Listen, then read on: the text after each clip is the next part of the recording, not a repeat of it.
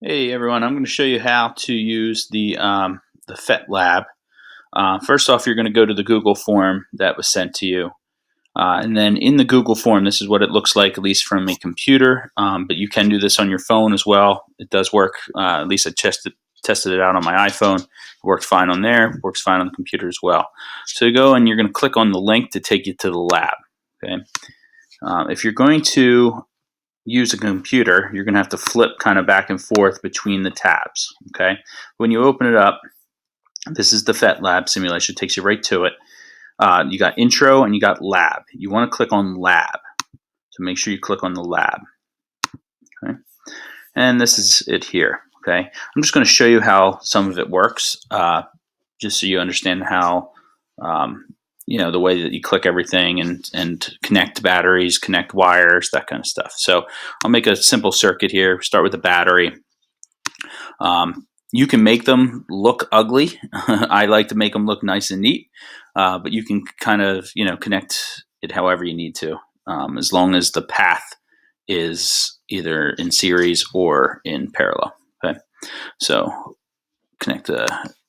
I'm just going to connect the light bulb so you can see. Okay, so I got my wire coming off here. It can stretch. I could connect it right to it, or I can make it nice and pretty looking, which is what I'm going to do. Connect 2 wires there. Go straight up, straight across, and now you see the light bulb has 2 circles. Okay, these circles are connections, places where you can connect the wire. So I can click on the wire and connect it to one of the connections here. Notice these electrons are still not flowing, because even though a wire is going to the light bulb, it has to flow all the way back to the battery. So then we have to continue the connection. Okay, so here, connect it to the other side of the battery.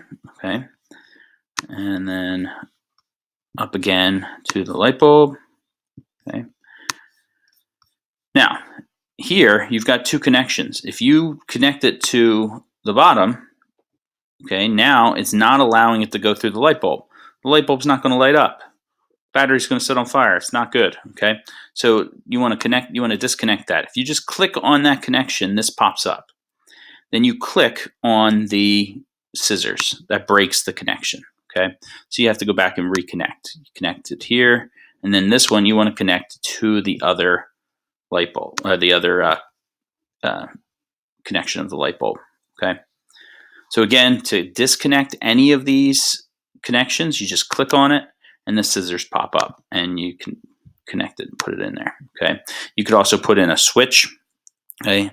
Over on the left-hand side here, you have lots of different choices to choose from. Okay. Resistors, light bulbs, all kinds of stuff. One of them is a switch. I'll just throw a switch in there. Okay. Right now, that switch is open. So that means the light bulb's off. You click it, and now the light bulb's on. Okay. Over here, you have wire resistivity. You've got battery resistivity. So you have to, you can adjust those. Okay. You have to hit the little plus sign to get this part bigger. Okay.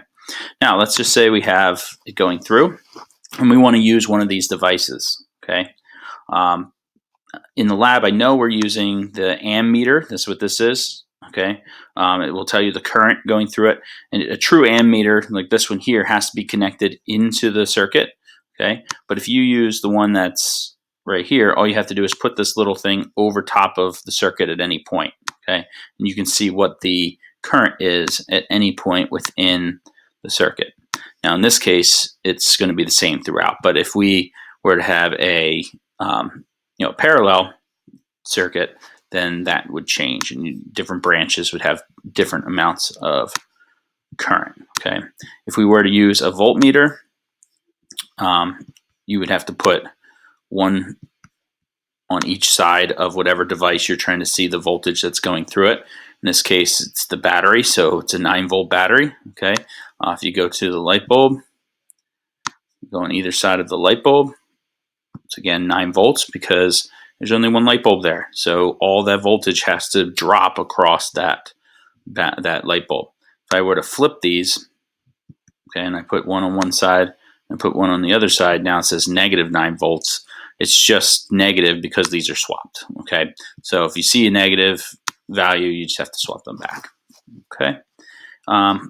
that's pretty much it. That's how you use this. You're just going to follow those directions. When you flip back over here, okay, and you scroll down, it shows you different things that you need to try. Okay, you're going to try this one with no light bulb, and then answer those questions. You're going to put a light bulb in and then answer those questions.